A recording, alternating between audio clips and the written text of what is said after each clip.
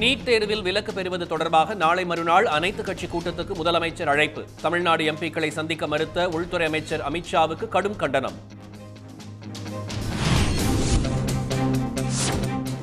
பல்கலைக்கழக துணைவேந்தர்களை ஆளுநருக்கு பதில் மாநில அரசை நியமிக்க நடவடிக்கை. பட்ஜெட் கூட்டத்தொடரில் சட்ட திருத்தம் கொண்டுவரப்படும் என முதலமைச்சர் மு.க.ஸ்டாலின் அறிவிப்பு.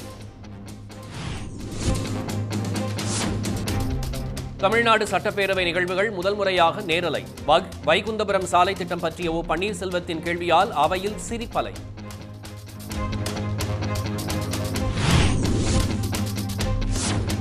தமிழ்நாட்டில் தினசரி கொரோனா பாதிப்பு எண்ணிக்கை 7000-ஐ நெருங்கியது. சென்னையில் 24 மணி நேரத்தில் 3759 பேருக்கு தொற்று உறுதி.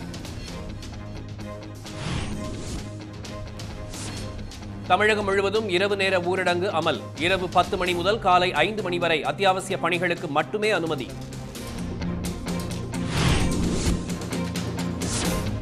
மதுரையில் பிரதமர் மோடி பங்கேற்க இருந்த பொங்கல் விழா ரத்து. ஒமிக்ரான் பரவல் காரணமாக விழா ரத்து செய்யப்பட்டுள்ளதாக பாஜக மாநில தலைவர் அண்ணாமலை தகவல். 3 கோடி ரூபாய் மோசடி வழக்கில் திருச்சி மத்திய சிறையில் அடைக்கப்பட்டார் ராஜேந்திர பாலாஜி. 15 நாட்கள் நீதிமன்ற காவலில் வைக்க நீதிமன்றம் உத்தரவிட்டதால் நடவடிக்கை. ஆந்திராவிலிருந்து மாடுகளை ஏற்றி வந்த லாரியை மறித்து பணம் பறிக்க முயற்சி. திருச்சி அருகே இந்து மகாசபை நிர்வாகிகள் 2 பேர் கைது.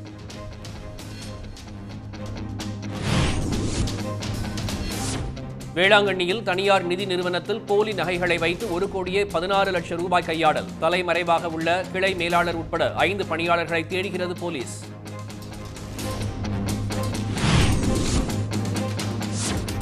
பொங்கல் பரிசு தொகுப்பு திட்டம் ஜனவரி 31 வரை நீட்டிப்பு. வரும் 14க்குள் பரிசு தொகுப்பை பெற இயலாதோருக்காக நடவடிக்கை.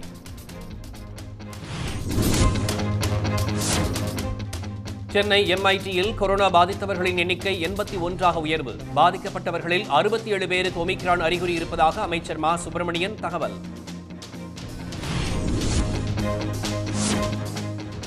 இந்தியாவில் 1 லட்சத்தை நெருங்கிய தினசரி கொரோனா பாதிப்பு. 24 மணி நேரத்தில் 90,928 பேருக்கு தொற்று உறுதி.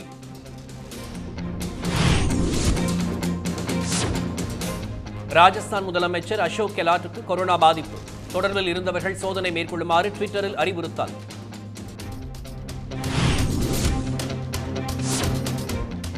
பீகாரில் 11 முறை தடுப்பூசி செலுத்திக் கொண்ட 84 வயது முதியவர். உடல்நிலை பாதிக்கப்பட்ட போதெல்லாம் தடுப்பூசி செலுத்திக் கொண்டவரிடம் விசாரணை. பஞ்சாபில் பிரதமர் மோடியின் பாதுகாப்பில் குறைபாடு ஏற்பட்ட விவகாரம். உச்சநீதிமன்றத்தில் தொடரப்பட்ட மனு நாளை விசாரணை.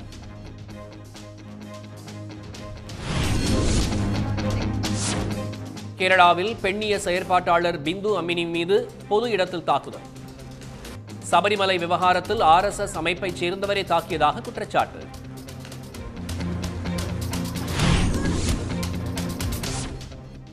புலிபாய் செயலியில் இஸ்லாமிய பெண்களை இழிவுபடுத்திய விவகாரம். செயலியை உருவாக்கிய மாணவர் அசாமில் கைது. உடனுக்குடன் செய்திகளை தெரிந்து கொள்ள சன் நியூஸ் பெல் ஐகானை கிளிக் பண்ணுங்க.